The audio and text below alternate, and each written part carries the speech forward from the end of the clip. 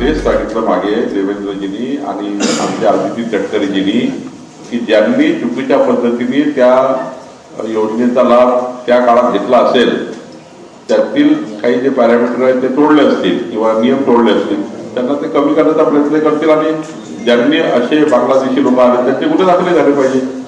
आता महिलांचा लाभ माणसाने घेतला गुन्हा दाखल का होऊ नये, त्यांना सवय लागते अशा चुकीच्या योजना घेण्याची. म्हणजे योजना घेताना चुकीच्या लोकांना घेतला असेल तर गुन्हे दाखल झाले पाहिजे, योजना रद्द केली पाहिजे. तो प्रश्न आपल्या देशामध्ये सगळीकडेच उत्पन्न झालेला आहे. विशेषतः मुंबई, पुणे, अशी कलकत्ता अशी जी काही शहरं आहेत त्या शहरामध्ये देखील दिल्ली वगैरे ठिकाणी ही लोक येत आहेत. त्यांना शोधण्याचं काम आणि त्यांना परत पाठवण्याचं काम आपण सुरू केलेलं आहे. परवा सैफवर पण जो हल्ला झाला तो बांगलादेशीच होता. हे सगळ्या एकंदरीत तपासावरून सिद्ध झालेलं आहे.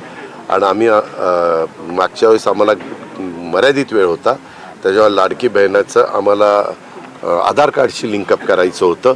ते दुर्दैवाने आम्हाला करता आलं नाही कारण वेळ कमी होता.